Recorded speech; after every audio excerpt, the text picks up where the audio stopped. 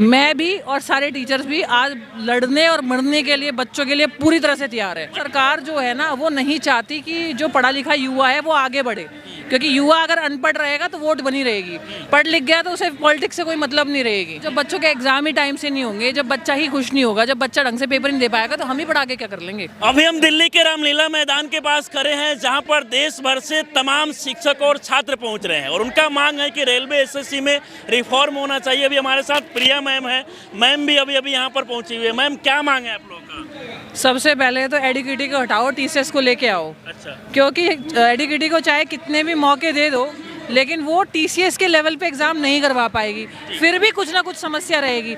जैसे प्रोटेस्ट हुआ था, उन्होंने बोला था कि हम एग्ज़ाम ढंग से कराएंगे, ठीक से कराएंगे, ठीक है। सेंटर ऐसी जगह है, बराबर में सुअर है, ठीक है। क्वेश्चन कुछ और है, आंसर कुछ और है, ठीक है। फिगर नहीं है, मतलब क्या ही दे रहे हैं। अगर सपोज करो किसी भी एग्जाम में 10 क्वेश्चन भी गड़बड़ हो जाए तो बच्चे को तो पेपर गया ना। इतने साल की मेहनत चल रही है। कई बच्चे का ये भी कहना था कि मैम जब वो एग्जाम सेंटर पे जाते हैं तो वहाँ का मैप भी काम नहीं करता है, एग्जाम सेंटर में जाने के बाद माउस कंप्यूटर कुछ भी काम नहीं करता। देखो, सबसे पहला सिस्टम में प्रॉब्लम, उसके बाद क्वेश्चन में प्रॉब्लम, और जो वहाँ पे इन्विजिलेटर लगा रखे हैं उन्हें कुछ खुद को नहीं आता, तो फिर ऐसे तो काम नहीं चलेगा ना। और दूसरी बात, एडुकेटी जब ब्लैक लिस्टेड कंपनी है तो उसको टेंडर मिला कैसे, और मिलना ही नहीं चाहिए था। और इतने प्रोटेस्ट के बावजूद भी अगर एडुकेटी नहीं हटाई जा रही है, एडुकेटी अपने आप को सुधार नहीं पा रही है, तो फिर भाई बच्चों के लिए तो क्या है मैम? एक तो देखा जाता है कि छात्र इतने समय से तैयारी करते हैं और उसके बाद एग्जाम देने जाते हैं तो कभी पेपर लीक हो जाता है, कभी एग्जाम में धांधली हो जाता है, बच्चे को ही परेशानी ज्यादा होता है। देखो, पेपर लीक तो अब सेकंड नंबर पे है, सबसे पहले तो पेपर करवाना है और पेपर नहीं हो रहा है। और एडुकेटी को आप सोच रहे हो एसएससी में, एमपी में जाके देखो एडुकेटी का क्या हाल है, बहुत बुरा हाल है और अब तक कोई सॉल्यूशन नहीं निकला है। तो एडुकेटी का एक सिंपल सी बात है कि भाई इनसे पेपर नहीं करवाया जाएगा, आप चाहे कुछ भी कर लीजिए, वापस टीसीएस को ही लेके आना पड़ेगा। आज देखा जा रहा है कि मैम देश भर से तमाम बड़े बड़े शिक्षक से लेके छात्र पहुंच रहे हैं, क्या लगता है कि आपको मांगे पूरी करनी होगी? मांगे पूरी होगी, क्योंकि ये जो प्रोटेस्ट है, पहली बात तो अब की बार हमारे पास परमिशन है और पिछली बार हमने बच्चे बुलाए नहीं थे, बच्चे आ गए थे। अब की बार हमने बच्चों को भी निमंत्रण दिया है और सभी टीचर को निमंत्रण दिया है, तो ये आंदोलन बहुत बड़े लेवल पे जाने वाला है, बहुत बड़े लेवल पे जाने वाला है। बिल्कुल। इससे पहले तो मैम देखा गया कि तमाम जो शिक्षक पहुंचे हुए थे उनको डिटेन किया गया, गाड़ियों में पुलिस बैठा के ले गई, यहाँ तक कि कई शिक्षक को अपशब्द भी बोला गया पुलिस के द्वारा। बिल्कुल बिल्कुल, और मार पिटाई भी हुई है। कुछ आपने देखा होगा कि पुलिस प्रशासन के द्वारा नामर्द शिक्षक को बिल्कुल बिल्कुल हाथ भी टूटा है, पीटा भी गया है, धमकाया भी गया है, बहुत सारी चीज़ें की गई है। तो ये तो देखो प्रशासन की एक तरह से हार है।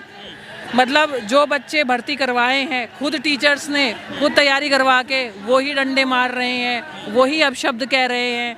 तो भाई देखो, सरकार जो है ना वो नहीं चाहती कि जो पढ़ा लिखा युवा है वो आगे बढ़े, क्योंकि युवा अगर अनपढ़ रहेगा तो वोट बनी रहेगी, पढ़ लिख गया तो उसे पॉलिटिक्स से कोई मतलब नहीं रहेगी, तो वो चाहती ही नहीं है। युवा को जानबूझ के सरकार बेरोजगार बना रही है। यहाँ तक कि मैम देखा जाता है कि देश के सांसद सत्र जब चलता है तो उस समय कई सांसद जो है समोसे पे बात करते हैं, तमाम चीजों को लेकर बात किया जाता है, लेकिन इन सारी समस्याओं को लेकर अभी तक जो सत्र चल रहा है उसमें एक बार भी एडुकेटी, टीसीएस या एसएससी का कोई मुद्दा या बाकी एग्जाम्स का कोई मुद्दा नहीं उठाया अब तक। अभी तक विपक्ष ने भी मुद्दा नहीं उठाया है।